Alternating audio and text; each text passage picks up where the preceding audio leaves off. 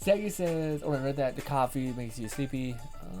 Bodhi says, also, every single OP of Overlord is, oh yeah, Overlord hits like a truck every opening. I usually don't notice the anime opening, but Overlord just fucking gives her 100%, pedal to the metal. Fluff says, I'd imagine the caffeine in coffee just runs through Seki's system and causes the inevitable crash faster. Interesting. That's the one thing that I'm excited about this yerba mate tea that I keep reading about is people say that it has like no crash. It basically like it maintains its level because of some sort of weird thing. Yeah, man. It's again, every time I look at like the data of it, it's like, okay, this is nice and compelling.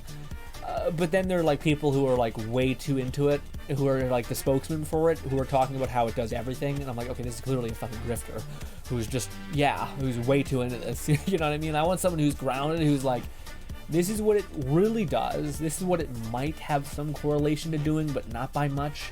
So it's not fair to say this is anti-XYZ. It's just, yeah, but what it does do for sure across almost everybody is and no one does that. So. But it says too much coffee can cause your body to use it, making it much less effective. Can cause your body to be used to it. Yeah. Which that was also the other thing that I looked at, which was weird for that tea stuff, where like coffee is coffee, nicotine, cocaine, and I think one other one, maybe cocoa. They're all like dopamine maximizers, whatever they're called. They basically make it so that whenever you feel, sorry guys, I hear like a vibration thing happening. Give me a sec. I sound like almost like some water dripping somewhere.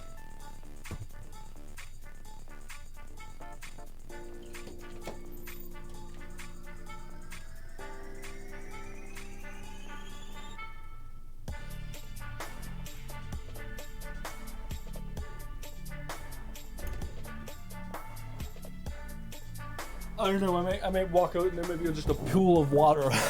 Can't be fucking bothered right now. Anyways, but yeah, it was just one of those things where a lot of these things have like a massive dopamine response, and it's why coffee has this spike and then it crashes. But also, coffee, a lot of people have an initial hatred towards coffee, but they don't remember it because that's what it does. It maximizes your dopamine, meaning that if you have coffee and you do anything that makes you happy, it'll make it more happy, essentially. Or at least that's the way it was explained to me. And what do you call it? When you're, but that's also explaining the high and the crash, because your dopamine and receivers are like going nuts. It like massively, you're taking it all in, and then you start to dwindle out. Which is why people also talk about like a sorrow feeling when they start to come off of the high of a coffee. But in this yerba mate tea, it has the opposite effect of like it's still really high in caffeine, but for whatever reason it has certain. Everyone throws around these like I-theanine and threonine and all this weird shit. I'm just like, I don't know, man, but they're telling me what it does. Anyway, but one of them is that it repaired. There was a couple studies that they've done, 4 right now in total, and they're moving into more, where they showed that yerba mate tea can actually repair those things. So if you drink coffee, if you have high caffeinated tea, if you do anything like that, yerba mate tea potentially could repair the dopamine receptors, essentially, so that you would not have. This is why people say that you don't have a crash when you're on yerba mate tea. It's just like a consistent. You're pretty fucking wired for as long as you're having it, which is a person who wants to study a lot and be hyper efficient for long periods of time. But also apparently it's very like relaxing caffeinated feeling. It's not like super jittery because of another chemical it has in it. I'm gonna try this shit. I ordered it. It's gonna be here Thursday, and we're gonna try it on stream. And I'm probably gonna be like, it's disgusting, but we'll try to hold true to it. Oh, but sorry, that was also the other thing is most people have a bitter, horrible experience drinking coffee, but they don't remember it because what do you call it? Your brain will just start to associate positive things for it. I think there was a study that was done where they took bees and they filled up like bitter coffee water, a water with caffeine in it that was bitter, and then it was like sweet water, and the bees would continually go to the bitter but caffeinated coffee water rather than the sweet water because of the way it made them feel, the way that it made them efficient. So neat, but yeah.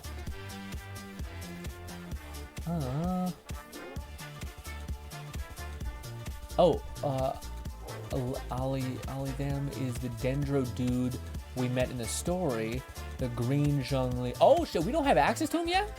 I thought we had access to him yet. Oh no, we don't. Oh, that's so sick. How we can get him? That may be the character I go for. I might say, hey, Wolf Girl, I got too many claymores. Bye. Is he a swordsman? What is he? Could he hit me with it? Love says, it made me super happy that Sino was Electro and not Pyro. Like I was expecting to do due to his earlier art. Yeah. Also, the fact that he's coming from like the desert area kind of makes sense. That yeah. Bodhi says Sakati is betraying her what dentist friends. They always drink coffee, don't they? A lot of people drink. Man, I think it's like 80% of people drink coffee. But yeah. Also, I know a lot of dentists and like people in that space also go hard for tea. I think everyone needs something that like they can focus on. Like there's a weird thing with that with humans, like of drinks. Like some people love craft beer, some people love tea, some people love coffee, some people love gamer supps and shit like that, and like G Fuels, and some people like energy drinks, some people like pops. So there's this weird like human thing of like, I want to add some complexity into this thing that I can take pleasure in that's simple, I guess. Fluff says, although I find his vision could been anything, especially with how unknown he was from his body, feels like decision they made late into his development. Yeah. No, that kind of makes sense. Again, with the whole blue, kind of like feels like it's blue and purple work. Although sometimes color schemes mean nothing. So, FXD look is amazing. Shame it'll be a PS5 exclusive until 2025. Wait, what? Oh, I didn't know that. Final Fantasy, the new Final Fantasy is going to be exclusive to PS5 for a whole year. Fuck, man, I'm so sorry.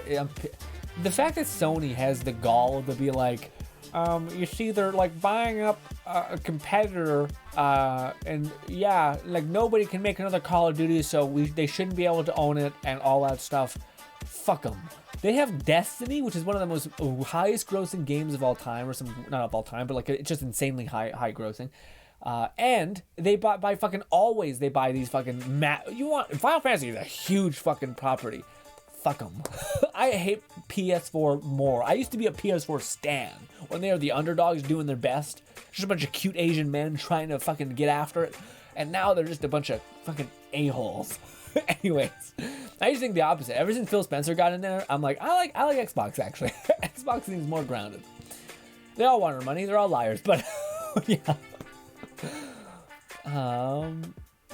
Considering that Lang Cage collab hasn't returned on the Chinese version of Tower Fantasy, I feel like the licensing of the collab will run out in general. Yeah, I definitely think the whole. I don't think we'll see Merrick or any of those collaborations take place. I do think we'll see a repurposing of their kit, which I think is what most people want.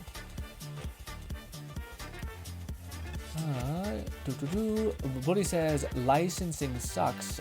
Like why license in the first place if you're literally just gonna? Yeah, I was about to say that's the other thing is that people are like, well, why? Like worst case scenario, you have a bunch of people who are in the Asia, Western market turned on to this weird anime that they can watch dubbed like everything else, you know. To be fair, you should probably reserve Yoimi's burst for her big single target like bosses rather than using it on all. Yeah, no, you can. But the whole point is that you could, for like on bosses, I'm not sure if the damage amp would be sufficient to the extent in which you would just use Shang Ling. You know what I mean? Or there's other fire DPS supports which are quite good too. You know. Yeah. BioShock Infinite has plenty of controversy both before and after. It's DLC. Yeah, I don't understand that when people say it's a bad game. Like, I think people are silly. Like I think people are like, they just are sick and tired of video games and they're like, fuck that one in particular. Or it's just because something is popular that people hate it. But like, I don't know how you can point to BioShock Infinite and say that in any way that it was truly like a mess. Like what was the game that we got a couple months ago that we played and it was just like, for me it was Saints Row. Shadow Warrior was also fucking horrible. Crackdown. Thank you, Fluff. Yeah, Crackdown was the game I was talking about. Crackdown had this really cool server technology that they were like, they showed off at E3, like super revolutionary. Like if they could figure this out and do it, it'd be crazy. They were like taking down fucking giant skyscrapers. And you could see each individual server turning on to manage the processing and load. I thought that would be such a cool idea if we could offload so much processing power to servers, because we're already having to be connected to the internet to play most of our games. So if you could offload some of the like crazy detailed worlds to servers, and then basically just like render the things that you need to render, that could take a console and push it to the fucking next level without necessarily increasing cost of cost of all this shit, hardware and all that stuff. Especially when like people could just mass order a bunch of graphics cards and find like a super hyper efficient way to run their version of the game, and keep tweaking that and dialing that into a razor sharp degree to where this server, every engine piece is perfectly rendered in a stable way. That'd be fantastic, you know. Wilson says, started content creating back in May, doing some Death Verse and Noroko. Nice, Wilson. Awesome. Some Death Verse. Can't wait. What do you call it? That game I feel like needs content creators badly right now. And unfortunately, I'm just kind of like, I'm kind of here, but mostly in VR. I apologize. There was plenty of bruises preferring the original games to Riptide. Others don't like the changes from how Infinite was initially advertised. Yeah, again, to me that's one thing we always talk about. But like, expectations can be one thing. I agree more with the false advertising perspective. Although I think in that trailer they did specify that like everything is subject to change. This is really early concept art, I think. So yeah, that was one of the things that I don't think Watch Dogs said, and that's why people peeved at it. I really just like that. I think a lot of people don't take self-ownership for expectations, which sometimes can, arguably, what do you call it? So sometimes hard to not understand that you have over expectations for stuff. You know, arguably, maybe that's me with Fio Mia. I don't think so, but again, could be the case. I realize that it could be connected there, but anyways, the point is that like to me, like for instance, one of the things that frustrated me is when I was watching Dark Tide. I've seen a lot of people like shitting on Dark Tide for like its instability and like but it was a beta. Like literally they say like the whole like we're trying to get the servers tight so that when the game launches, it'll run good. But people were treating the beta as if it was reflective of how every part of the game was going to be optimized. And I don't know if that was fair, because that was never what they said. Like if they're like, hey, if you want the game to be perfect and as best as we can do it, then play the game when it's launched. When it's launched, judge us, not when it's in beta. And I think that's just like there's a part where consumers get too headstrong almost, where like you have a right to be frustrated with a lot of things. You also sometimes it's in the developer's court of like, why, like we told you what this was going to be. We told you this is going to be messy for the first couple weeks. If you're getting frustrated, then absolutely step away. We just want to try to iron out all these things so that we can get the game launched so that the whole of the community can be happy. And yeah, so I mean, the things like that are frustrating a little bit. There were plenty of advertisements.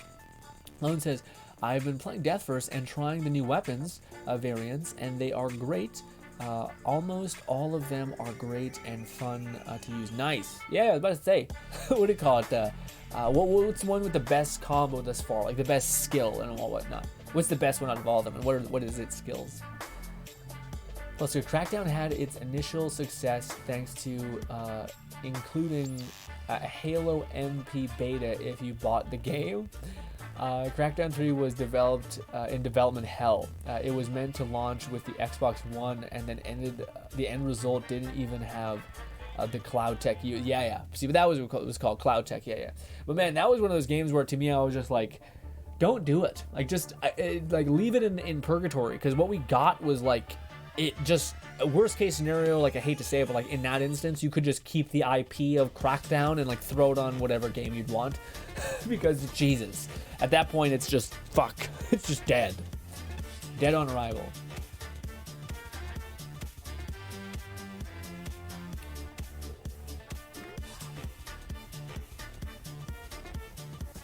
Love says it was sadly overly ambitious, too good to be true. Stadia has failed as the cloud-based gaming service.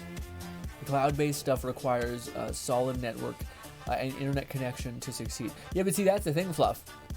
To me, what do you call it? I understand, to me it seemed like Stadia for a large part was able to achieve a good part of what it was doing.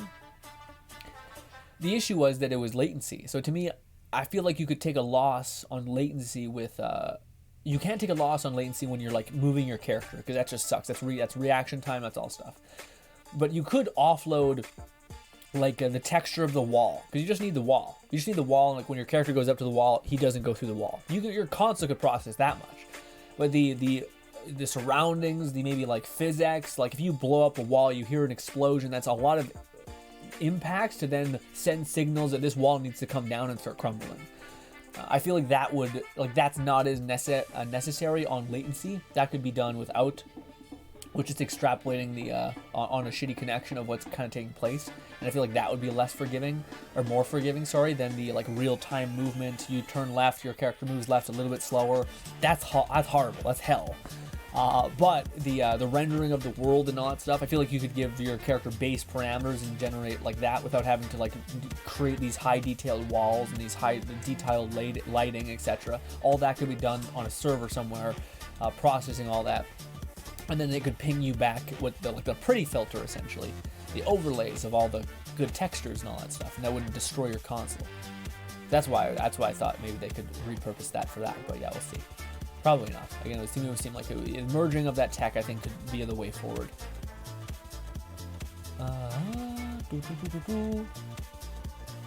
Alone says, "Oh no! Oh no! What? Oh no! What? What happened? Did he notice? Oh, this is the worst." What happened? Oh, is that when I left? Is that when I left? Oh shit. Oh no. Speaking of, oh no. Oh, I thought it was just me. Steam dead? Did you not notice? Stadia sucked. It said it's back. Is it back? Are we okay? Oh, what did y'all miss? Oh no. Oh shit. Also back for me. Oh no, this is a problem with not reading current chat. I don't want to leave anyone's comment behind because it's Saturday, we're just chilling. But you know what provides plenty of energy without a crash? Water. Oh, I call bullshit. You shitting me, Fluff? What the fuck are you talking about? That's the most crazy sentence I've ever heard in my life. Water does not give you, water is just fucking flat. Water is neutral, okay? Absolutely not. I need to go. I need to go right now. I need to focus. I need to learn all that. What is it? Earthquake? Is that what happened? I don't think that's what happened. Is it what? What? Video games also can cause heightened dopamine levels.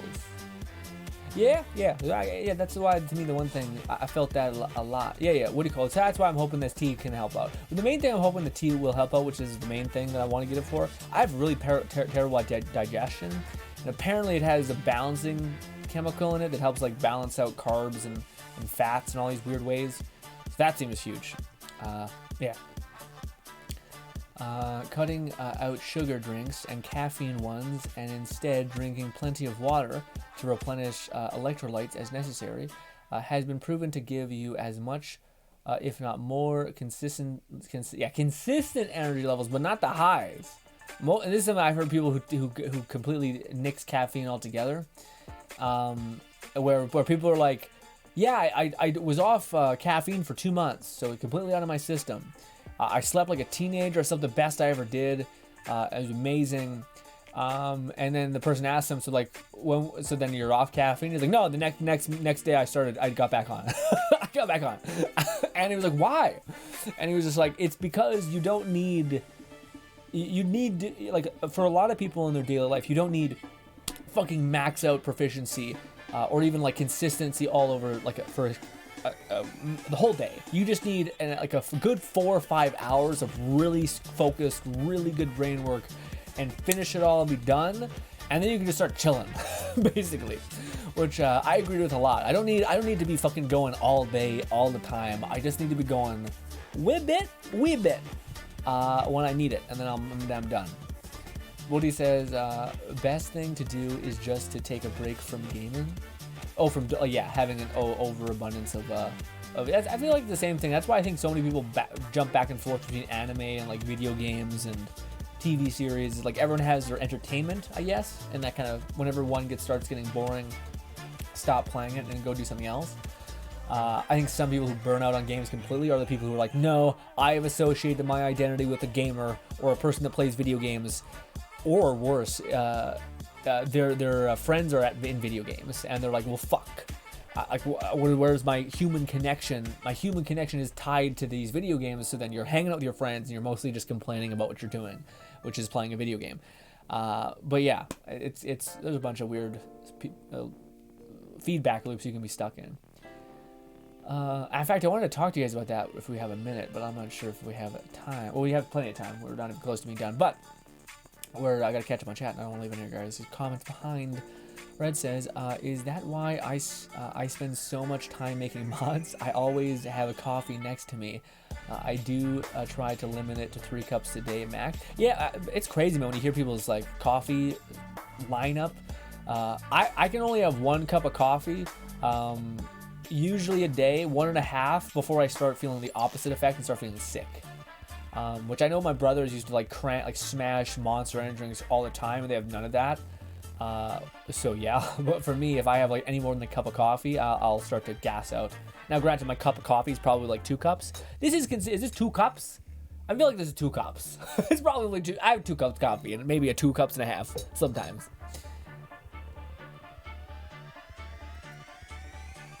You could even go to 5. 3 cups is perfectly okay, though. You could even go up to 5. Well, to me, the one thing that people were saying was, I think I read something a long time ago that said if you stay between like minimum 3 cups of coffee, if you stay below that, you don't go past that. But the main thing is getting your coffee in before 4 p.m. or 5 p.m. depending on when you go to sleep. Basically, you need like 6 hours to get the majority of caffeine out of your system so that you can sleep well. And I've noticed that was a big help for my sleep.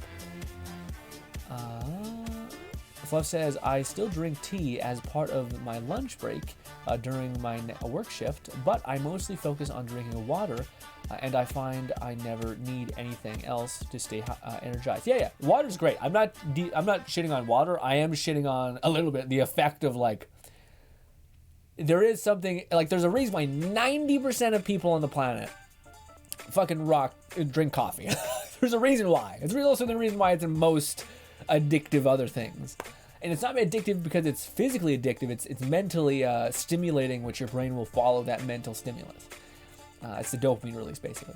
But yeah, to me, I laugh that like I'm sure water is great, and that you can do great on just water.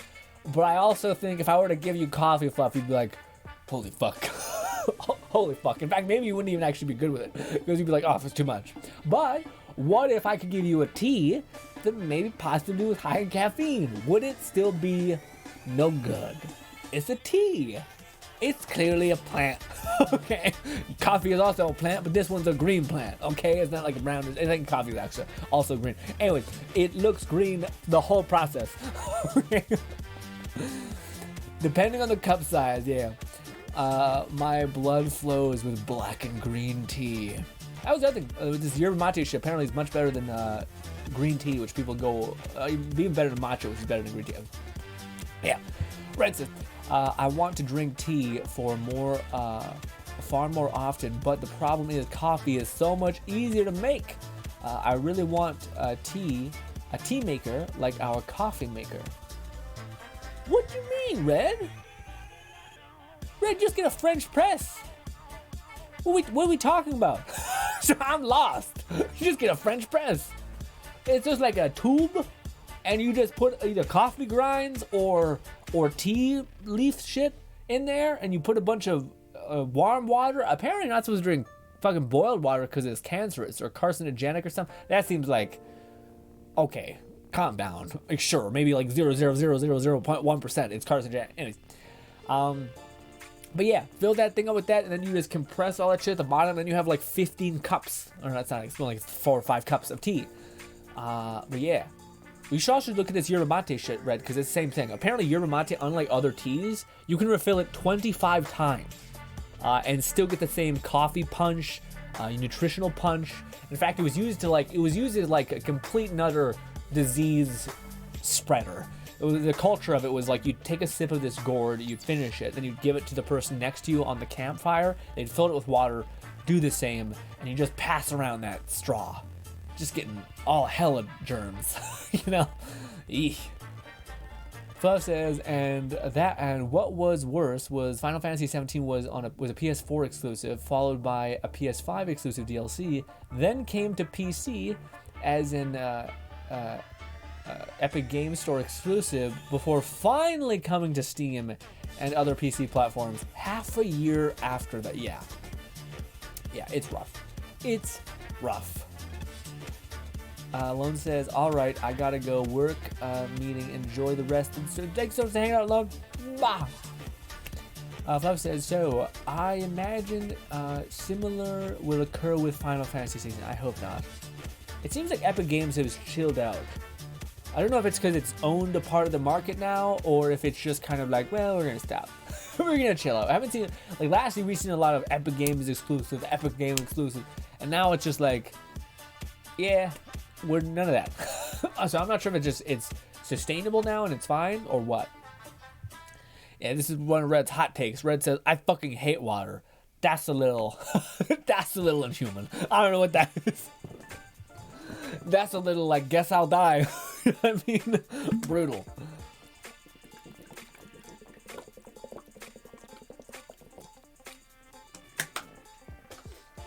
I think a lot of big announcements are coming out June, so it's more like half a year of Sony exclusives, but even then, the issue is the Dark Tide, it still hasn't been properly optimized. It's missing content, features, and systems that should have been completed at launch. It's better, but the beta itself should have allowed more time to polish and optimize. Yeah, again, that to me, I have a more reasonable take on is like, when the game is launched, then what are my criticisms? I feel like a lot of people were feigning when the beta was active, saying like, this game is shit, you shouldn't play it, it's broken. And it's like, it's the beta. What are we doing? Like, it's the beta. Like, I understand, like, you'd be like, I would be wary because there's enough issues that I think they'll be hard to all patch by launch. So I would suggest not spending your money until we see what launch actually holds. That's a fair measure response. But a lot of people are fucking all-in psychos. I sometimes fall into that because you want to be interesting or whatever, but yeah. We lost the stream at the time Lone said, oh no, but it recovered. Okay. I did not see it. So maybe, was that at the time when I got up and left to check something? Because maybe we were having a little bit of an earthquake. I don't feel the earthquakes down here. So everyone's just like, oh yeah, you feel it? I'm like, no. Although I don't know if I'd feel it anyway. I'm kind of like, I'm focused.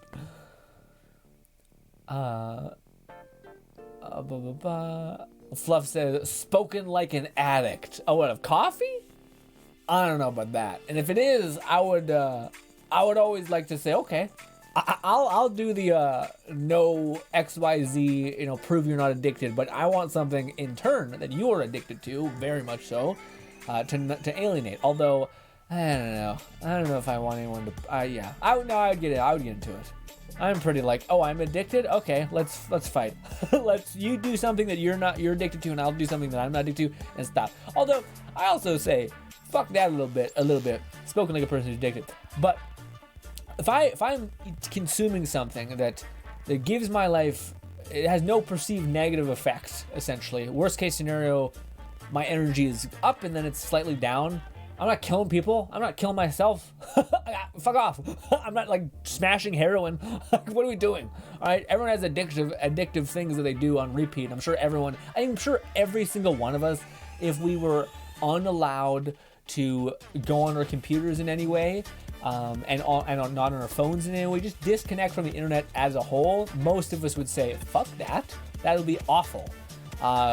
Best we can do is read books and go outside. I'm sure a lot of us would be like, I could do it, but no, which is it. Red doesn't fucking hate water by itself. Fluff says, I never said you had to drink it on its own. There's plenty of options to help it taste better. What I drink has additional mineral for taste. Oh, you're drinking water with... Well, I don't know about that. So then you don't have any issue with foreign substances in water that give it another effect. So what if I gave you coffee that had no negative effect at all? You just drink it and it does nothing. It does nothing, but it's technically coffee. Oh, I guess no. It has to do something, because those minerals are doing something. Maybe if you feel the effect, that's what you don't like. I'm trying to parse out exactly what this be. Fluff says, but coffee and sugar, especially the liquid foam, will provide bruises and brusts and crushes. Oh, crashes. Oh, I see. No, I just have black coffee. My coffee that I'm drinking right now is black coffee, just instant coffee essentially. Matcha green tea, and cocoa. That's what's in my coffee. It tastes horrible. Look at me. Horrible. Like the worst thing it's that. It's the worst. That's why every time I drink it, I immediately drink water. I've been drinking this for 2 years probably, okay? And it's great. It's great. The matcha is cancer stuff. Helps with that. It keeps me calm as well, because matcha has a soothing element to it. Matcha tea has a soothing element to it. And the cocoa has dopamine effects. So that's why I do what I do.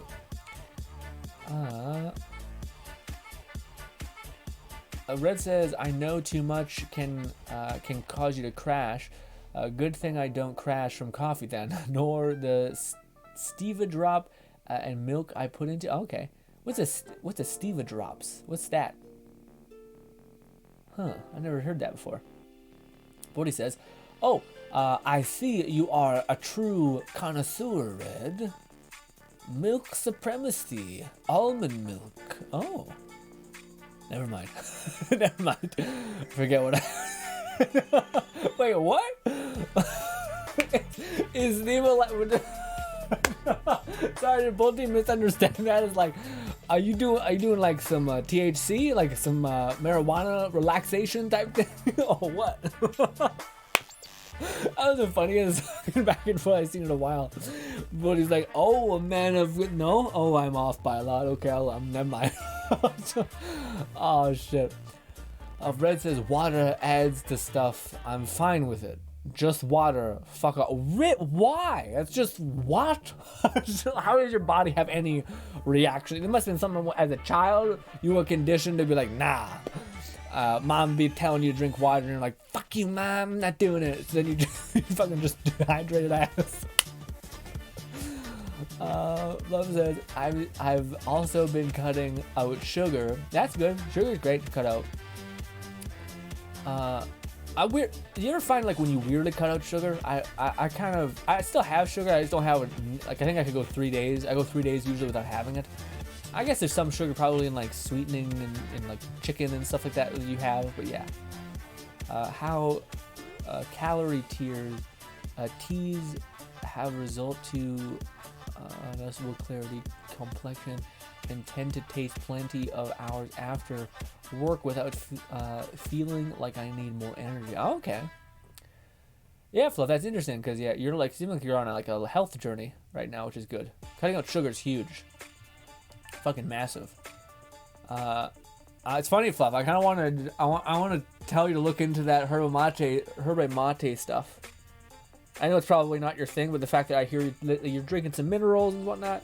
The caffeine, the caffeine will not be what you will go to it to, but I kept hearing a lot of stuff about it where like it helps you, it makes you feel more full, so you're not having to constantly, if you're a person who's hungry constantly, even when you're maybe already pretty full, that can help and all that stuff, and also just the fact that it could balance out the levels of shit in your body. But if you seem like you're fine, so maybe you don't want to have it at all. But yeah, that's my 2 reasons why I'm interested in it, is because it will balance out the stuff you eat, hopefully. Like there's a video I watched which I thought had a really good title, which was if you eat like shit, drink yerba mate tea, basically. Which was funny because it just has compounds that are supposed to balance you out, which is neat. Also, you constantly getting shot in this game? Look, what is going on? It looks like so much. Yeah, French press. Yeah. I think that's what it's called, yeah. Fluff says, I've tried coffee. I like Frappuccino just fine, but outside of that, I don't like the smell or taste. Okay, so this is a huge thing. So this is the topic of my thing. My mom always gives me shit for this. I do not. I'm the bee. You know, I told you guys about the experiment of like the bee that will drink a bitter, disgusting liquid because it makes them feel really energized and good, versus the bee that will drink the sweet taste but doesn't give them any inherent benefit besides the sweet taste. I'm the bee that will take the coffee. So I wanted to ask you guys, what are you? So if something tasted bitter, because this is what this yerba mate is, it tastes bitter and apparently tastes like eating a handful of grass, okay? But it's apparently like fucking giga good for you. But we'll see. I want to know, what do you guys? You guys put yourself on the equilibrium, because I'm not a big. I could sacrifice taste for feeling, I guess. Love says, and I've told you before, I had a health scare due to over caffeinating. Oh, I didn't remember that, Fluff. That sounds familiar. We have talked about a lot of things over the years. I had to avoid it for a year or more before I could risk drinking anything with it again. Jesus, I did not. I think you maybe told me something like that really quick. I didn't know it was that severe, going on that long. I remember the last thing you told me that was to me that is instilled in my brain is your toothache coupled with we were taking like consistent Tylenol, and yeah, it was something due to not the toothache. I don't know what it was. It was like it was almost like a weird. This happened, and that happened, and this happened, and this is happening because that's happening, and now I can't fix that because this is happening. It was like a weird connected thread of hell that you were trapped in for a hot minute. Bolty says, the thing about mate tea is that it tastes like shit for the first time. Okay, Bolty, please, you're my saving grace here. Okay, good, you've had not yerba mate, but mate tea. How does it taste exactly? If you could describe it, because I've heard people describe it in a lot of ways. How would you describe mate tea? For the love of God, please, tell me. Mate tea tastes like chewing on tobacco. Oh, that's a lot of bad. That's a lot of bad. Oh no. Oh fuck. Is it worse than black coffee? Or do you think it's on the same? Ugh. Fuck. That was one thing I didn't really want to hear. So woof.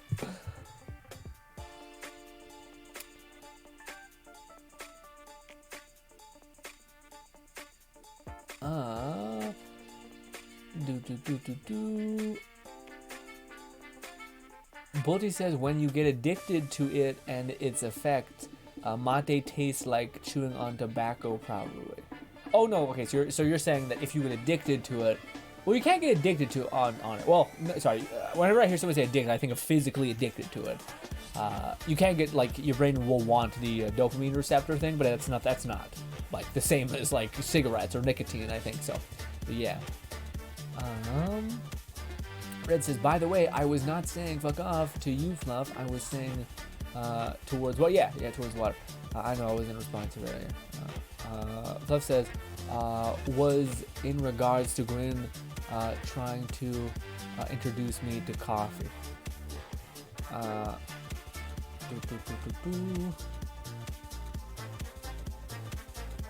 And I don't remember the one thing, the conversation of us having that one thing about this, like you coffee almost killing you and then being off it. I feel like I would remember that.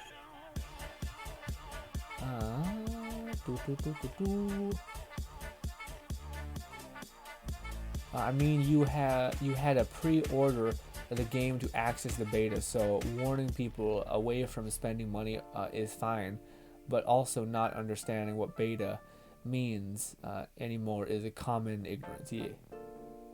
Well, yeah, beta kind of weirdly seemed like it's getting synonymous with demo, which is not entirely fair, although that's sometimes what companies even use it for. So yeah, seems like it's like a demo that's also trying to test the servers, but largely that's what you're gonna get. Fluff says, I'm addicted to video games. That's the only vice I need or want to be stuck on. Yeah, it's not a bad vice. I don't think it's horrible. Like, it can be if you're like, you're only like, you're like, you have the best version of the addiction, where like you're addicted to games with like social elements where you're playing with your friends. So it's like, the only thing I could see video game addiction being bad is when it's super isolating, to where like you just don't interact with people, which is kind of like me. But yeah. That's not true. I interact with people. I don't do it for video games. But Willie says probably VTubers too. Yeah, I was about to say. Don't try to hide that. Love says which are adjacent to video games since they stream them. But yeah, so it's like it's part of the process. I would say probably more in the VTuber thing. Red says, by the way, Fluff, I got Monster Hunter ready to go again. Got my character in the body shape. I mod with my own personal edits and blenders, including additional piercings in all the right places. And got the elf ears working the wild Kitsune mod. Fluff says, VTuber exploded at the perfect time in a low point. I'm like, yeah, that's awesome when that happens, when you get something to pull you back. Love says, if I did nothing, I wouldn't care to drink it. Oh, I see, gotcha. Mulligan says, what's good, Mulligan? Mulligan says, hey, girl, what's good, Mulligan? What is that? It's not the Rocky, like, Red says, stevia is a sweetener. Oh, I see, gotcha. I feel like I'm misreading it, saying there was like a fake sugar type thing called something really a similar Nutella? No. Something. I don't know. Fluff says, I need to update mod on my end, Red. I've only had 2 days off every week, and so I don't know when I'll have time to focus on it. Red says, I get all the water I need from food sources. Okay. Stuff made with water added and such. It seems like your life, I'm not being any which way, by the way, Red. It does seem like your life has been built around your hatred for water. Plain water, specifically. The fact that you are going out of your way to eat specifically watery foods just so you cannot drink it is hilarious. And yes, I'm sure a struggle as well, but everyone's got their own shit for sure, man. Ugh. My eyes. Fluff says, I'll need to update mod around your end, stuff made with water or added stuff with water. Fluff says, the teas I've been drinking have barely changed the flavor or taste as a result of focusing on sugar-free, low-calorie variants. And I take 2 bottles of water with me on my shift, and it's far better than drinking fountain. Yeah, something weird about like the rusty ass pipes, but yeah, most fountains and shit taste horrible. Horrible. Bodhi says also mate has a lot of caffeine in it. It has what do you call it? Well, okay, so I want to ask you this, Bodhi. Coffee has exactly 130 milligrams of caffeine in it with what's 1 coffee cup of caffeine. And then mate, or yerba mate at least, has 180 things. But these motherfuckers put 3 spoonfuls of leaves in a cup. So I'm like, how is this measured? Is it just like, no, if you have like 1 spoonful, it'll still be that much caffeine? Or is it these motherfuckers putting like 5, like a half, if you take half of a cup, and like basically the whole thing is full except for 1 little like percent, like maybe 30% of it's not full of tea leaf, and they pour it with water. That's fucking crazy. You fucking nuts. That's so much of leaf. Okay, my tea is either in powdered form or it's this much. It's this much, and it's also because I'm broke and I can't afford any more than that much. It says 2 scoops. We do 1.5. Okay, if anything. But I was gonna ask Bolty, what did because you've had coffee before, what was the experience in contrast to coffee versus mate? Was it like, because you say it's much higher in caffeine, I hear people say that a lot, which is mate has a very big awareness feeling. So people say it's less jittery than coffee. So like if you ever got really juiced up on coffee, you kind of feel this like focus, this jitter. Apparently it has less jitter, but more alertness is what people say. So I want to know what does the mate feel like compared to coffee? If you were to try to find the differences in terms of the way, is the coffee like really noticeable? Do you feel wired? Yeah. Fluff says, what I can agree on is that the 8 glasses a day of water is bullshit. It really depends on the individual person, their health, weight, etc. Yeah. I don't know about 8. I drink 1 of these, 2 of these, 1.5 usually. Maybe two of these a day, which is, I think, it's the size of my face. Where does it say? This is 2 liters. So I drink 4 liters of water a day. Now, granted, I would not need to do that if I didn't do the workout thing. Workout thing is where I drink a whole ass thing because I'm just dying. But yeah.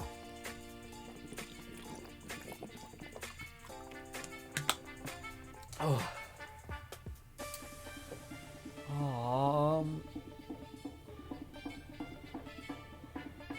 I mean, the coffee is made with water, and one of the primary ingredients is made with almond milk is water.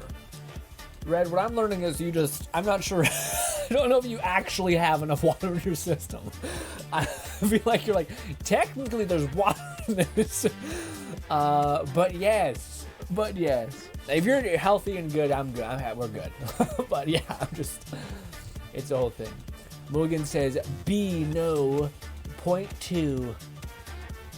What? Morgan, what?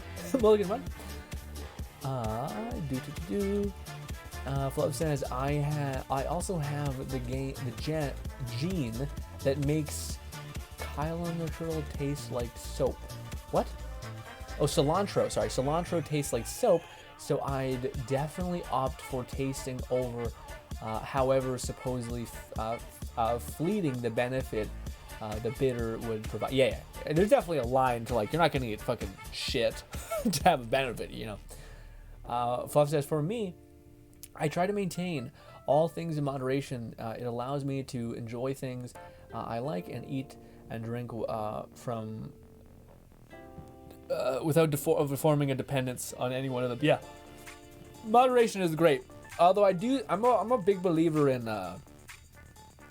It depends. Food, not really. There's a lot of things where this doesn't apply, but like, I'm a big believer in obsession and then moderation, and then obsession and then moderation. Like throttling yourself from like sprinting and then like, okay, we're gonna walk. We're gonna walk, and then we're gonna sprint again. We're gonna walk again. We're gonna sprint again. So my eyes are watering, man. As for the other issues you were mentioning, it would be toothy cavity that formed before the pandemic started, followed by the kidneys. That was what it was, kidney stone. And then I said cavity ran its course and my tooth fell out shortly after the aftershock of my kidney stone dispense. Yeah, it was a whole ass story. It had ups and downs. I was there the whole time. Modi says, yeah, taste-wise, mate is really bad. I hear people say it's bitter, and then I don't know what they describe it as like vegetable-y. And I'm like, what the fuck does that mean? Also, what's good? Maeve says, I drink a lot of black tea and coffee, and wildly unhealthy amount of energy drinks. Side question. I haven't really been watching since around Grinch changes his names. How are we all? I'm great. Since I changed my name to Grin, holy fuck, that was back from the Destiny era. Fuck me, that's a long time. Thank you so much for stopping by. That would be great. Frankly, what do you call it, Maeve? We've been getting into, well, I've been getting into heavily VR, and I've been shaping content on this, who knows, maybe possibly YouTube channel, where I'm doing VR content, and I think next Saturday I might tell y'all what the channel is, and then y'all can decide whether it's even remotely something you're interested in. But I feel like I'm finally getting a good rhythm on like making a good type of video that is these types of VR videos. And that's all I want to say. But yeah, I'm close. And I'm going to upload the video hopefully next week. I'll feel like, yeah, Also, I'm hyped by it. My first video got like 5 views, and then it got 70 views, and I'm like, let's go! This is a brand new channel with nothing on it. It's huge.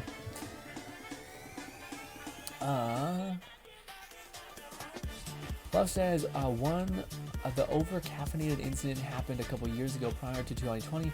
I was drinking water with a flavor additive that happened to be one of their energy variants that had more caffeine than a cup of coffee. It was a cause of headaches. I assume I was just dehydrated. Kept drinking more until I caused heart palpitations. So you put a flavoring in the water and you kept drinking the water thinking, oh, I must be dehydrated. And you were just keeping drinking coffee. Woof.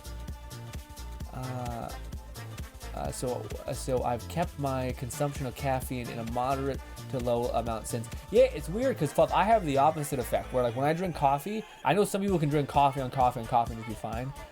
When I drink coffee, I just get like the opposite effect of tired. Like I don't get heart palpitations. My brain doesn't keep riding that high and keep climbing. If anything, it goes too much, and it just flushes it all in my system. And I'm like, okay, too much.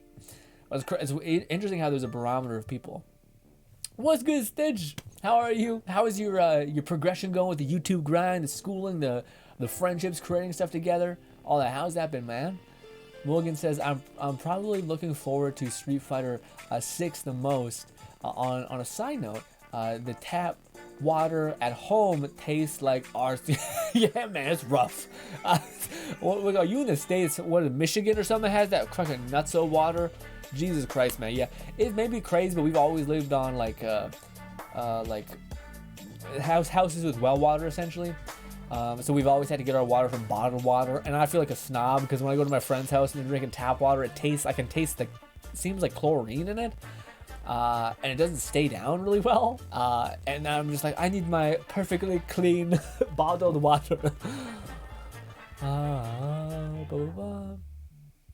But that's interesting, yeah. Street Fighter 6 is this one, right? Or is this Tekken? There's Tekken and there's also Street Fighter, which is interesting to see what Street Fighter will become with an open world spin. Water is also used to make bread. So just eat a ton of bread and you'll never die of thirst. Fluff knew how to say what I was thinking without me knowing how to say it. Boldy says, the thing is, I only tried the bottle mate tea they sell in Germany. It's called Mimo Mate. So I can't tell how it would be with brewed, just straight up tea leaves. But I gotta say, it was pretty good for staying up a long time. Oh, I see. So you were like, I gotta get after it. So you had some next level shit. Okay. And I'd say when it came to tea leaves, as long as it's not too bitter, you could measure it with the estimate. Okay. Oh, I see. Okay. So you're saying like, with coffee, the bitterness of coffee, you can stomach that. You could possibly stomach the mate if it's not an excessive amount of tea leaves. Got it. Well, we'll figure it out. I think I will have it myself, and then on stream I'll drink it with you guys and let you know how it be. I ordered it. It says it's coming Thursday with how fucking Christmas is popping off or holidays are popping off and everyone's buying shit. We'll see.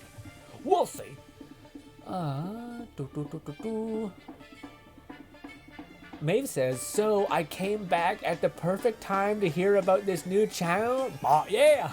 Well, I hope you're into it because it's a whole VR thing, and the channel is like hindered on me being like, okay, I want to make something that I think is inherently interesting and basically immortal. Something content that people would be excited to have one video a week and know that no one else is really providing this type of content.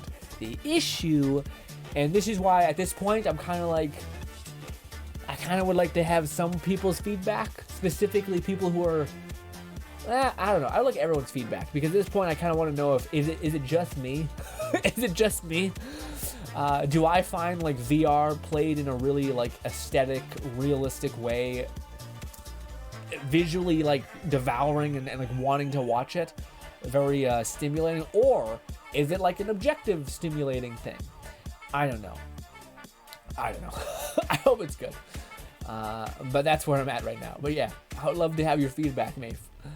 Mulligan says, I'm not a fan of VR, but it could very well be in the future. Yeah, well, I try to film it in a way that's it goes beyond just being like VR. Like, one of the things for me, I just filmed this today, where basically the idea is always the same. Where, like, I have formats that I'll just follow with every game, but one of them is the live, die, repeat Groundhog's Day thing. I've told you guys about it a long time. But basically, what would happen? The idea of the series is, I don't want to go too much into it, but the idea of the series is basically, what would happen if some, like, a demigod trapped you in a loop, a combat loop, until you figured it out, essentially.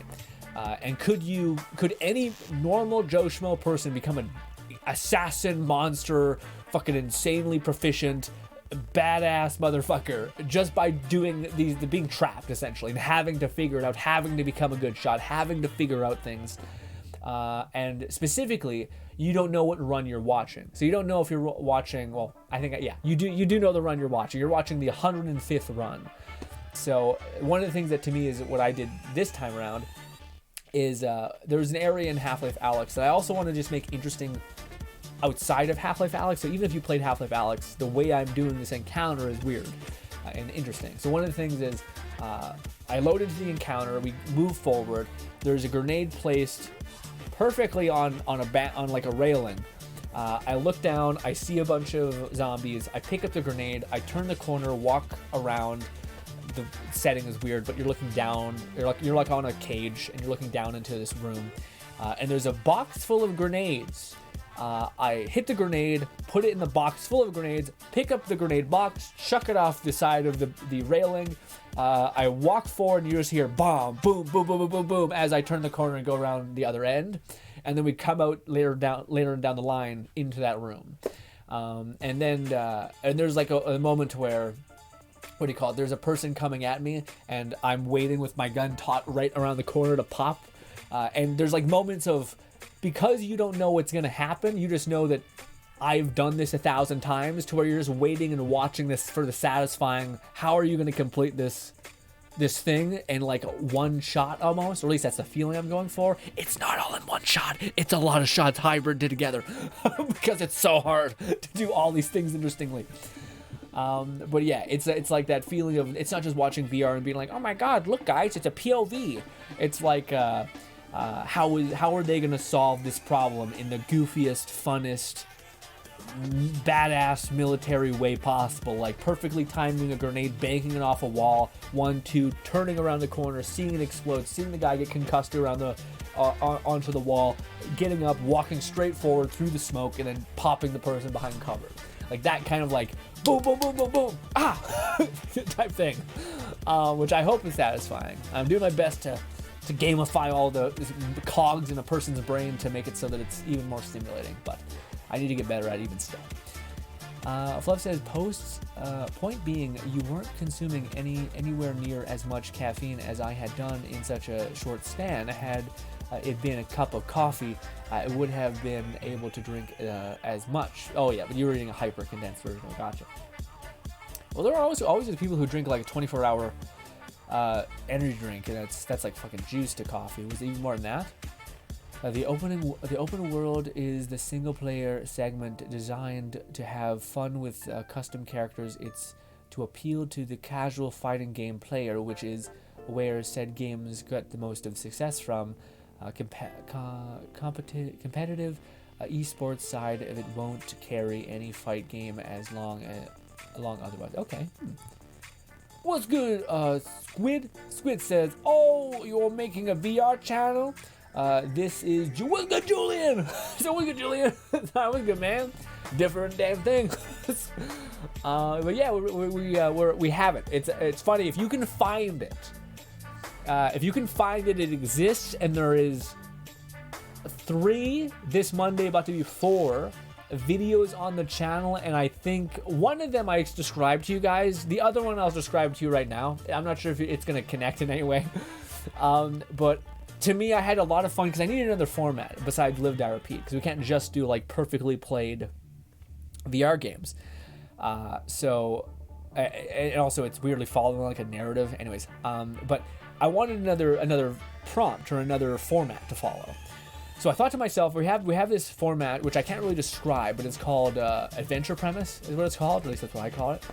I was just messing around and seeing certain things. I was thinking, what is a game that I can find a fun story in? So then I was looking around, and then I seen a game that I've wanted to play for a long time. It's called Boneworks. So I seen Boneworks, and I thought, okay, that's really fun. That's a really fun game. You're like basically stuck in a laboratory game setting, running around. So I thought, okay, wouldn't it be fun to have like a story in that world of like a scientist basically just trying to keep his job, like a scientist in this corporation, that this facility where everything is going horribly wrong, and he's basically trying to convince the higher ups that everything is fine and nothing is a problem. I thought that's kind of funny. I could run around Boneworks and basically pretend that like I'm just some weirdo who's like, no boss, it's fine. These robots, totally fine. It's fine. They're not actually, it's just a neural set.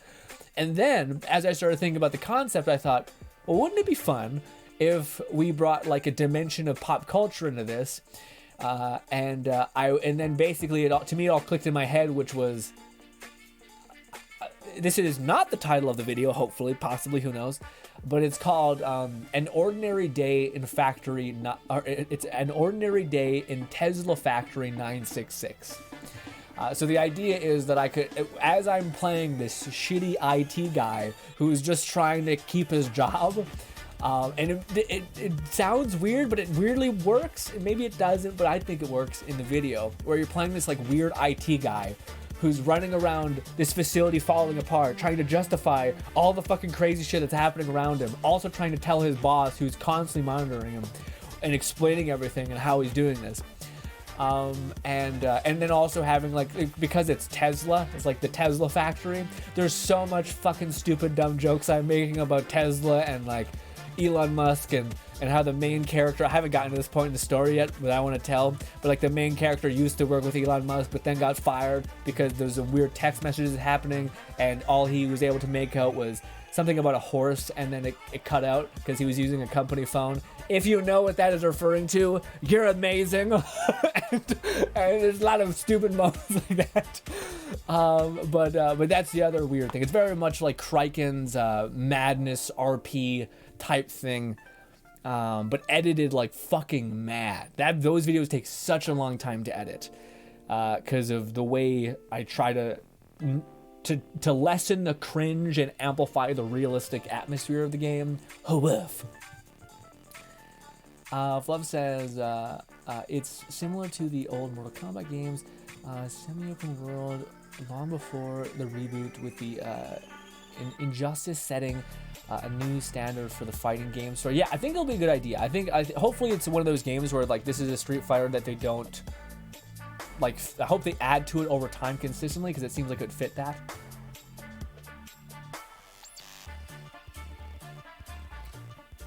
Bodhi says, okay, enough Overlord from me.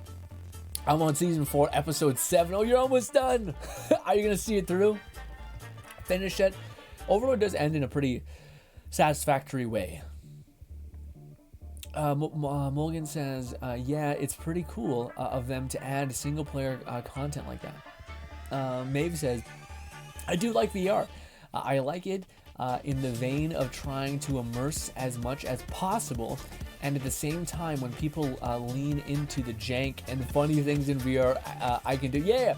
So to me, that's exactly the two things we described. But that's the one issue that I'm having, where like I keep going back, and this is why I want feedback very much. I don't know, because I have my Live Die Repeat series, which I told you guys about like just trying to do a VR combat engagement perfectly, where you hear like the sounds, you queue up these attacks way ahead of time, the most visually interesting way to do something. But I don't know if I should have like, I try to like do a little bit of story, but not too much. So like there is a narrative going on within this weird like, this like death loop essentially. So there's a narrative there, but I always don't know if I should go like all in and like really voice all the grunts and impacts and hits and like the throws and shit. I feel like I lean on like, well, if I have the adventure premise, you guys get plenty of me being weird and goofy. I do want to have another series, by the way, where we are like ideally, it's like, I think the other idea that we had was, can you beat at insert game in insert way? So like, can you beat Boneworks with just a brick, or can you beat Half-Life Alyx with magic alone? And there's a mod that gives you magic. So those will be fun streams and even funner videos, but big giga videos. But yeah, the new channel follows the format of like a completely different than what I'm used to, which is one video a week, but those videos are like fucking crazily edited, hopefully tweaked in such a way that they're really satisfying and stuff like that. Stitch says, the YouTube has gone exceptionally slow, but our class had a live show for the rest of the school, which we worked on for 2 weeks. I played the Grinch in a few videos and live during the show. It was a lot of joy. Wow, I would have been terrified. That's awesome, Stitch. Fucking put your chest out. Let's go. Love says, with Returnal coming to PC, whilst not VR, it definitely suits the live, die, repeat concept, and I'll definitely recommend giving it a look when it releases. What's Returnal again? Oh, sorry, what's Returnal again? Can you describe it to me, Fluff? That sounds familiar. I feel like I'll know it as soon as you say it. Stitch says, I was also an actor for a short film some Tiger student here were making, which was a cool new experience. I've been avoiding some of your streams because I don't want Ragnarok spoilers. Yeah, no, there's no. We're probably gonna be done talking about Ragnarok. Squid says, hell yeah, making your own story, kind of like early Rooster Teeth. I love that idea. Kinda. It actually, yeah. It's weird. Now I really want you guys to see it just so that you guys can give me my feedback, because I do think this is the other thing that like I'm worried about. It is very hard to go from being like a goofy fun, like let's just try to have as much fun as we possibly can in a game, to like trying to portray a character is really I'm not used to it. And a lot of people get good with it by just being like, fuck it. Like Kraken does a good job about like, I think how he handled it is like he would just become more weird and eventually just like own up to being goofy and funny. He wasn't necessarily trying to like immerse you in being this character. And there's still a goofy fun in it. I hope it's good. It's the best way I could describe it.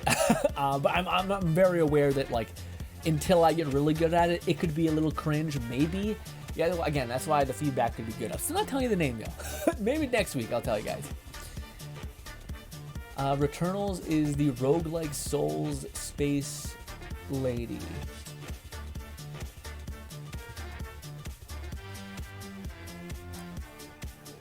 I still don't know what that is. What's good, Casper? It's been a fucking long ass time. How are you, Casper?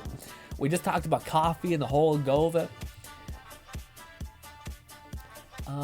Morgan said, yeah, well, I'm not Returnal. Returnal sounds like that, like explosive rhythm, not rhythm. It's like a beat game. Returnals was a PS5 exclusive sci-fi shooter where you discover mysteries about the characters you play, and the planet she's on as you progress and upgrade roguelite. / like, yeah. Okay, yeah, no, I mean, that's to me, I always see it like a throwback to old, like, you know, the games that had like Space Invaders, kind of like where there's just a bunch of like strobes hitting you and you have to like duck, dodge, jump, go left to right, get in the gaps. Yeah, that one seems like skill-based in a big way. In a big way.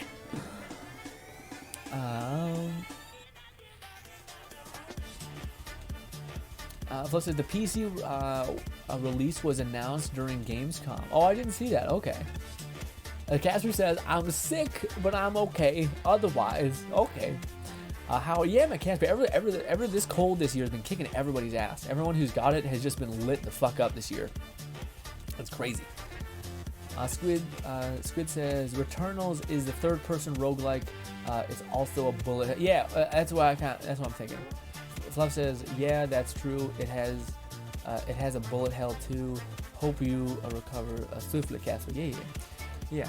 I wanted to talk to you guys about one other thing, and it's fun. It's hilarious because Casper, I know, loves this film. I want to talk to you about something that's been on my mind recently. and I always like to spit words at you until I can figure it out. But yeah, let me drink some coffee before I get into this conversation. Oh, my heart. Here we go.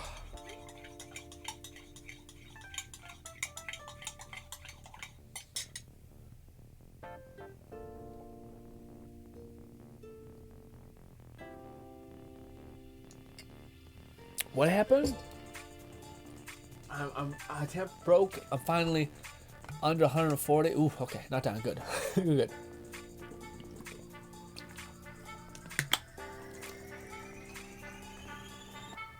Okay.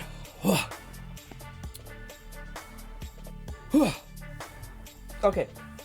So I went down the rabbit hole on YouTube a little bit ago, and I don't know how I got there, but it happens every a little bit every couple years, maybe every couple months. I go back and I watch a silent voice clips. Whether it's a silent voice where you're watching the scene where he's on the bridge and she's confessing to him, just pure dopamine, happiness, lovely, all that. Maybe it's the part where they meet up at the bridge when he just wakes up, and it's so beautiful and nice. Yeah, a silent voice. So, what do you call it? One of the things is I finally went back and watched the ending, which I didn't go back and watch the whole film, but I watched a part of it, the ending.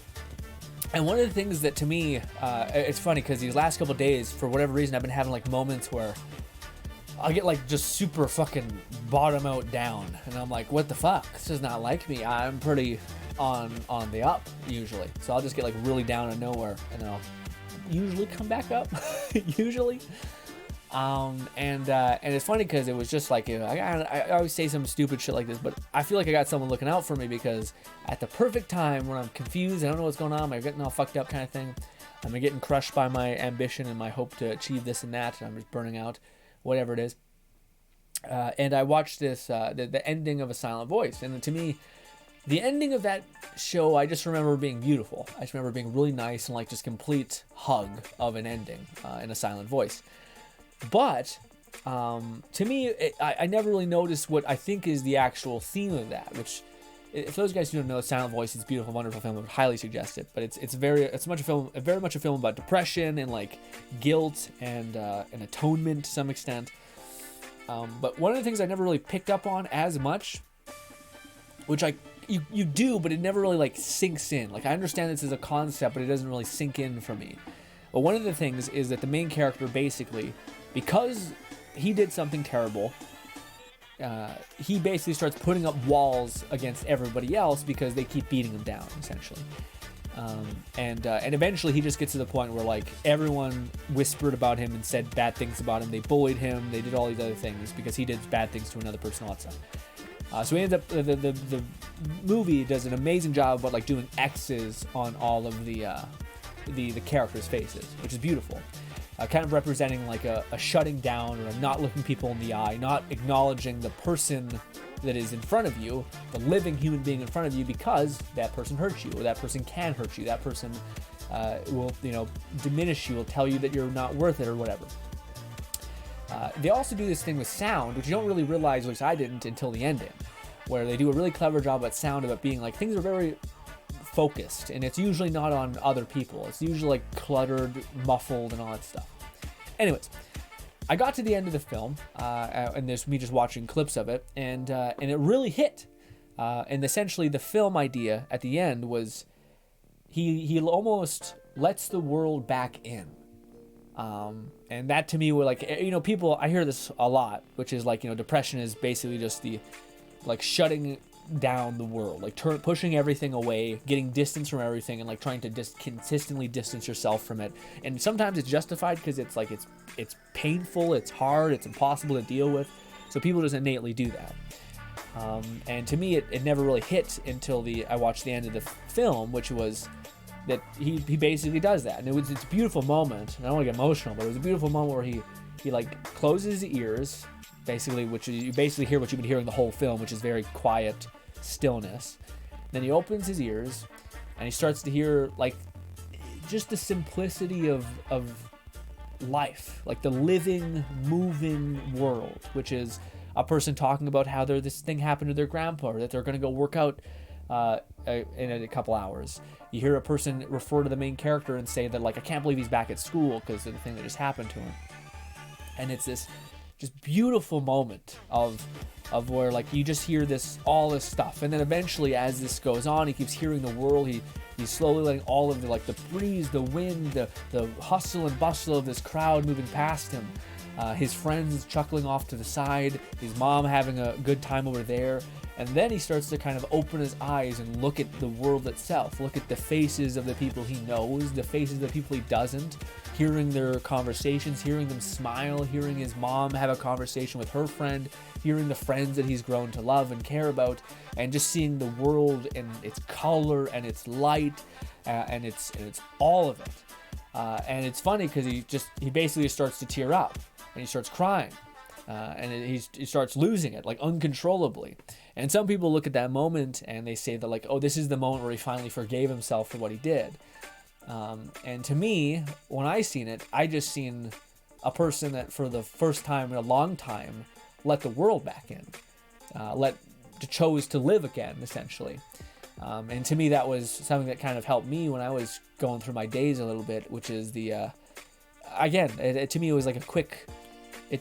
shifted the momentum in my head a little bit, where, like, when I started feeling down a couple days ago, I did that. I thought of that in that context of, well, if this feeling of sadness, depression, and, like, hollowness and emptiness comes from that place of almost being so caught up in your own things, being caught up with your own pain, being caught up with, like, pushing the world away. What happens if you look up? What happens if you truly look at the beauty of the world? Not even just the beauty, but the thing that is alive, like this undescribable thing that is life, that is people, that is a conversation taking place on the other side of the street where friends are laughing and having a good time, the simplicity of rain hitting the ground, and the world continuing to go on without you. But also the fact that there's wonder and beauty in just about all of these things. Like, life is, in a sense, this, and again, I think maybe that's what the name refers to in the movie, is that the ending basically has, or the title of the movie is A Silent Voice. And the ending ends with the shape of a voice.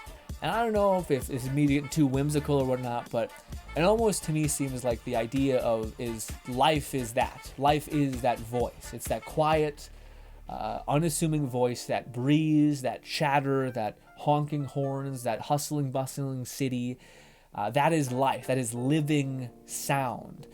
Color, light, a tree, bowing in the wind, people walking and doing their daily commute, a pulsating stoplights. Like, these are all these simple things that is also the shape that encompasses life.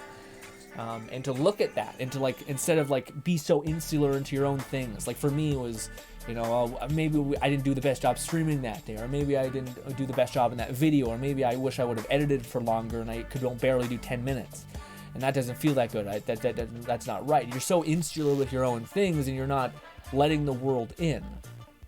And that to me is, like, the simplest version of that helped me a lot these last couple of days. Is whenever you're feeling that way, just remember, let the world in, let life in. And it's funny because, like, again, life can hurt you, people can hurt you, all those things, but that is the whole point. Like, life is about letting what life is in. I don't know. I thought it was one of those moments where it was just something I needed to hear recently. I thought it was just a spectacular film, and it was a simple thing where, people say, like, people talk to people with depression, they say just feel better, and it's like, well, that's too simplified, and that's not helpful in the slightest. But let the world in is also very simple, but doesn't, at least to me, feel as hollow, as, like, not true. Whether that's, like, if you interact with someone, truly letting them see you and letting them look them in the eye and be ready to fail and make a fool of yourself, but you still gotta let the world in, or else you won't ever feel alive. You know what I mean? I don't know. Regardless, it was a beautiful thing. I don't know. I didn't really notice that when I finished the film, of, like, that they really encapsulate that moment beautifully at the very ending, where the sound, the music, the color, the everything, where he genuinely lets the world back in. And it's like it's the opposite of that's one of my favorite quotes, but it's kind of simplified, but it's the opposite of depression is expression. So, which to me is a little off, doesn't quite encompass it, but good enough, you know. But yeah, that's what I want to talk to you guys about today, because I felt pretty weird these last couple weeks, and that's really, to me, fixed a lot of the shit that I have. But also, instead requires me to be like, okay, stop being so in your own head and like genuinely be alive, be let the world in. I guess I can't describe it another way than that. As Casper says, A Silent Voice. Oh my God, it's such a good film. It's one I keep coming back to. I see people in comments of those videos though when like, 'cause I just watch a bunch of clips basically. And people in the comments always say like, I wish the main character would have got together. And I think I even said that when I finished watching it. It's just because they're just so, you want to hug all of them essentially. So it just makes sense. But at the same time, I really do appreciate that like the way the story was told in A Silent Voice was very much this way of like, how do I describe it? It was like it was subliminal, I guess. Like there's a moment where on the bridge she confesses to him and says like, I love you, and he doesn't get it, but us the viewer knows exactly what she's saying. So we know where she is. We know that she loves him. We also see plenty of moments where he basically loves her absolutely the same amount. Also, they're kind of like fused together with their weird promise made at the end. So it's like, this seems like relatively inevitable. So yeah, to me it was like a very subliminal thing of like, if they weren't together, it would be really weird, where it seems like there's so much things story-wise pushing them together. But that's something I always see in the comments. People be like, it could have been perfect if they just would have kissed at the end. And I'm like, I kind of like that they kept it like, it was a story about him in a weird way, about like forgiveness and love and like acceptance and meaning in life, all that. Well, he says, yes, it's really deep, and the ending is really meaningful. Yeah. But also, man, just the way that ending picks up, the sound when he finally lets the world back in, the like, it's perfectly done, where it's like chaos, but it's also like got such a wonderful rhythm, like life is chaos. It's like percussion sound. It's New York City hustle and bustle. It's also the stillness of a wind. And like the sway of a branch, all that stuff. But then also it is this rhythm. It's this like underlying rhythm that just is beautiful, you know? Bodhi says, I mean, in some ways his bully was also caring. I mean, in some ways his bully was also caring. Yeah. The bully. What do you mean? What do you mean the bully at the very end, the one who because I mean, people who read the manga of A Silent Voice was said that basically the worst of the entire group, people who read the manga, the worst in the entire bully roster, the blonde hair girl is the worst, because she supposedly knows like she's manipulative basically. Like I think there's moments where she knows that like she is so cute that if I do XYZ, people will not get mad at me. So she does things and then knows how to deflect blame perfectly to where no one will blame her, essentially, which makes it even worse because she's even more manipulative, even as an adult. So yeah. Bodhi says, otherwise she would still sit there always alone. I mean, their childhood. Oh yeah, it's an interesting take. So you're saying that like, well, I think I just watched the ending clip today as well, and it's the guy basically he summed up how he felt was basically he wanted to communicate with her, but he didn't know how to, so instead he lashed out. So that was the way he kind of handled it, was he wanted to talk to her, but he couldn't. And also the reason why this is explained in the manga, which isn't done in the movie. But in the manga, it's the brunette who's really mean. Even at the very end, she's still kind of mean, but she slowly starts to soften. The reason why she hates her so much, even as a child, was because she perceived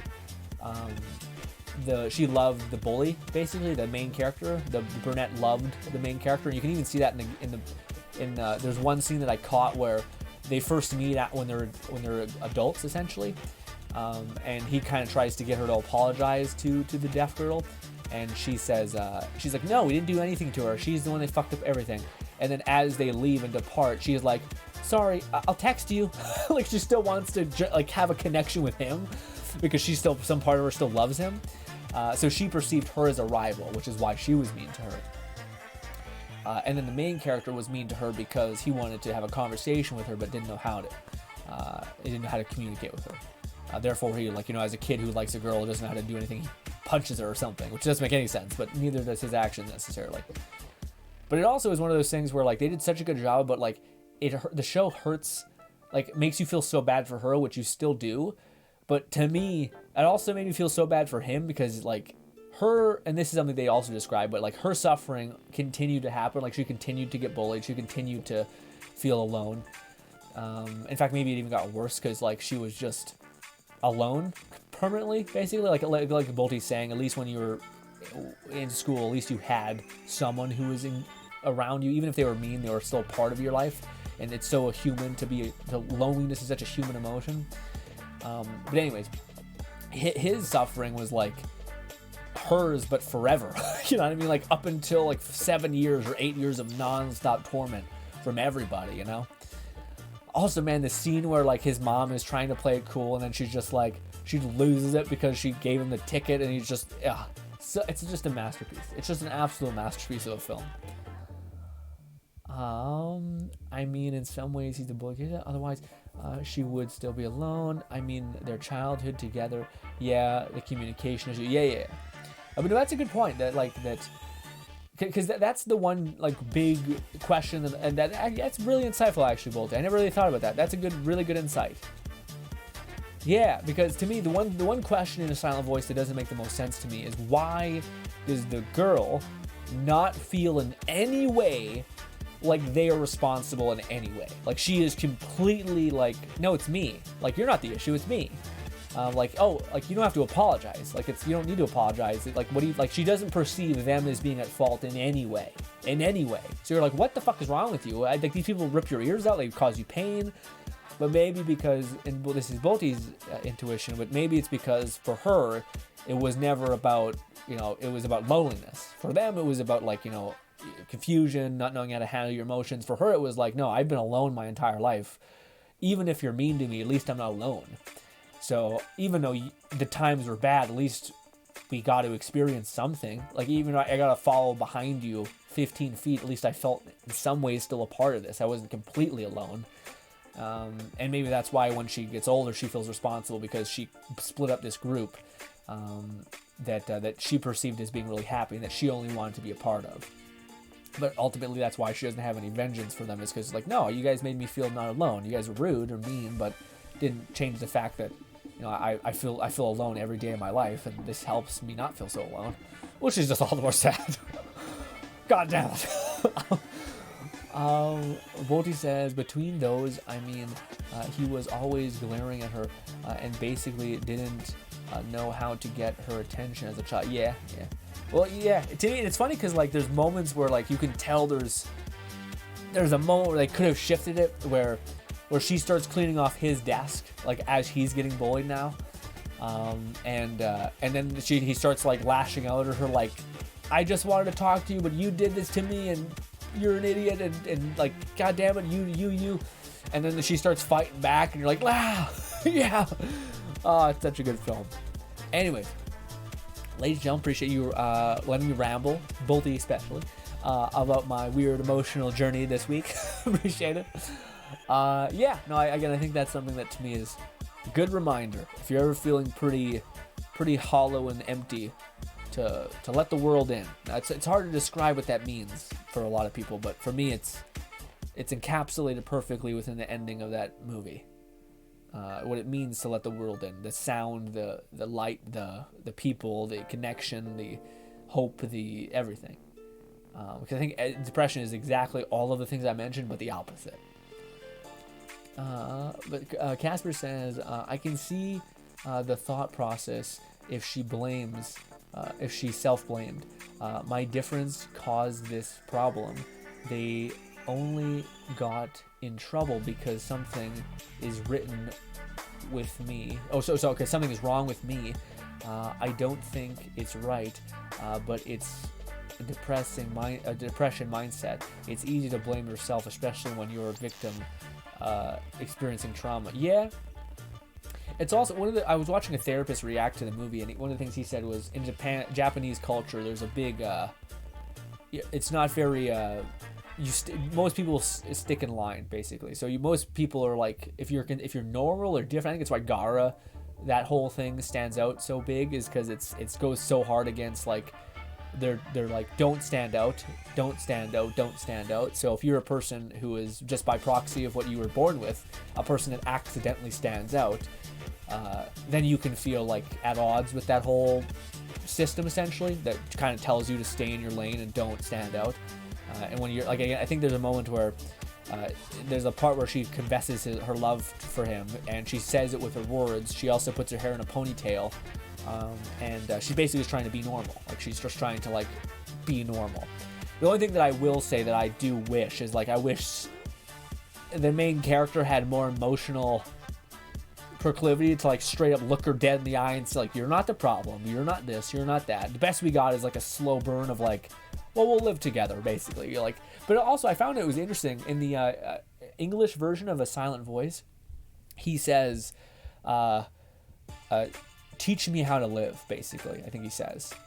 And I think in the Japanese version, he says something slightly different. It's like, I'll show you how to live, or something like that. It's weird. It's like a weird, slightly different, but kind of has different meanings, but still similar. But yeah, just like, I'm not sure which one I prefer better. I like the teach me how to live. Casper says the nail that sticks out gets hammered is a popular saying. Yeah, that's a good way to put it. Yeah. It sucks though, because like sometimes people could say like, I want to look this way, or like, I want to be the center of attention, but for her it's like, no. She's just trying to have friends. It's the worst. But ladies and gentlemen, thank you so much for hanging out with me. We streamed for a good bit. I have to end it. I'm gonna go back to editing next week. I think next Saturday, I think I will let you know about the channel that I've been teasing for a long time now, even though I'm pretty sure some of you will be able to find it, because, yeah, at this point, there's a lot of hints. Some I might have even spelled out to you. Hopefully you guys enjoy the rest of your day, though. We will be streaming tomorrow. We will be playing Tower Fantasy. Usually we play VR. But we will be playing Tower Fantasy tomorrow because we need to catch up on the new event, because we're still behind. But then Tuesday, we will get back to goofy fun VR things. I might surprise you guys with a special game. It might be a melee game where you can rip out the hearts of people and eat it. We'll see. We'll see. Have a good night, everyone. Bye, says Red. Everyone being sweet. Till next time. Goodbye, ladies and gentlemen. Hope you guys enjoy the rest of your day, and goodbye. We should have rated somebody, but fuck it. Damn it.